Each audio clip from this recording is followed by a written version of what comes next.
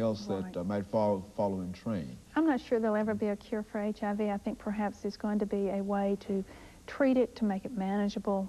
But a cure, I'm not sure of.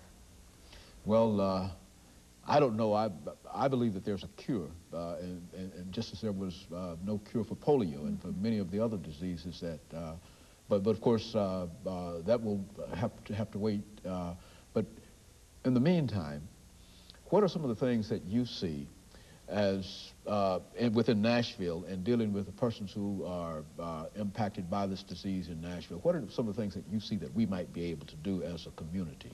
As a community, I think we need to pull together and support programs like Nashville Cares. We run a large volunteer program where people can come and help with either fundraising, education programs, direct client services.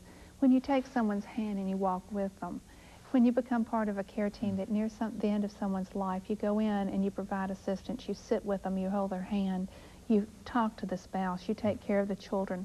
We have 80-some-odd women on our program that are receiving services. Some of them have little children. We're going to have to take care of those kids. You can get involved in many, many ways. If direct client services intimidates you, frightens you, then come and help us with our education outreach. Come and help us. People say, oh, I don't want to just stuff envelopes. Sometimes when we're doing a direct mail solicitation, because all our funding comes from special events, or most of it, the idea of stuffing 9,000 envelopes is not a whole lot of fun, but that's something that some people could do, take home with them, whatever. When we do things such as our walk that we did last fall, come out and show support. The fact that there were over 5,000 people on the streets of Nashville last November the 8th was a phenomenal piece. That's the AIDS walk. That was the AIDS walk, where before there were 300 to 400 people. Due to the change in the feel of the community and due to the understanding and the level that we're getting to, we had 5,000 to 7,000 people. The bishop said we had 10,000, so I like his number.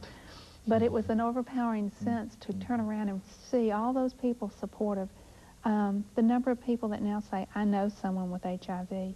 When you asked earlier, where is it? It's here. And so there are lots and lots of ways. If people want to be involved with HIV, they can call us.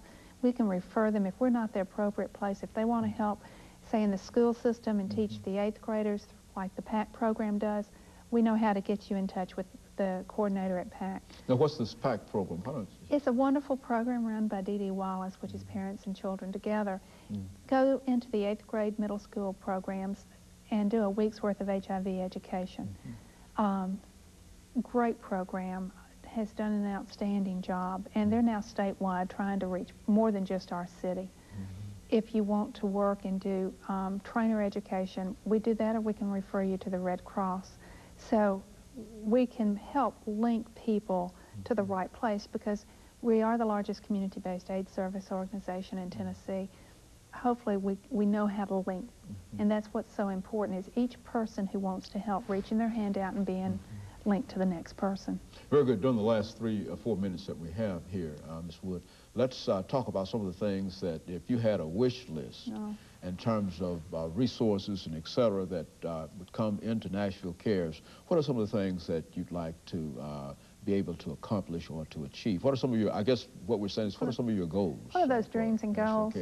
We're about to start a new 3-year strategic planning process, and I'd love to come back and talk about that sometime with you. But right now, housing is an issue that we've looked at for over 2 years and have never been able to access the dollars. We hope we'll be more successful next time. More social workers to deal with client services, more physicians better trained to deal with it. The list is long. Lentz Clinic has had to close taking any new intakes that are asymptomatic without symptoms. I think that problem is about to be addressed and well addressed. So there are medical needs, there are social needs, just basic housing needs. In 1 week out of 10 referrals that we did, 6 of our clients were homeless. Let's talk about homeless and AIDS from your perspective over the last minute or two. Homeless and AIDS, a lot of the homeless population is infected. A lot of them have used drugs. It's tragic. But it's something that I think we can work with. Our staff has gotten very good in dealing with our homeless issues and linking with other providers of homeless services. That's an issue. The drug use is an issue. It's spreading rampantly through those that are using injection drugs, and that as tragic as you might watch one family that's used drugs together be totally wiped out.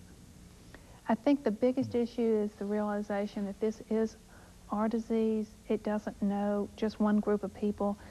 Because it entered our community in the gay community, and it's very often viewed as something that affects those that are kind of marginal, and I hate that terminology. People don't think they need to worry with it, but people from each and every walk of life need to worry about it. We've lost many of our most creative. We've lost brilliant minds, young people. I read an article the other day about how it's impacted our sports industry, the ice skating world. It's truly here, and it's going to be here for the next many, many, many years. It will be the big issue for the 21st century.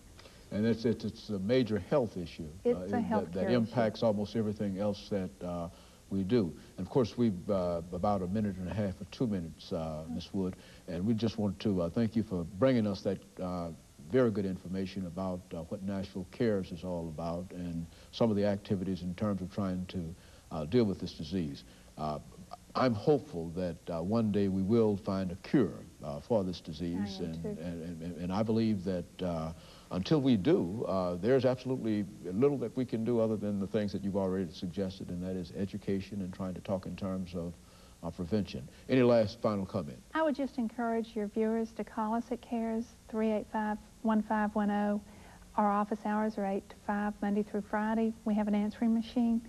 I urge them to get involved. If they're a member of a church, a civic group, call us, get us out to speak, or we'll help you find the right speaker for your group. Educate yourself, and protect your teenagers and younger children. Very good. Let me thank you very much, Ms. Wood, for giving us that excellent information.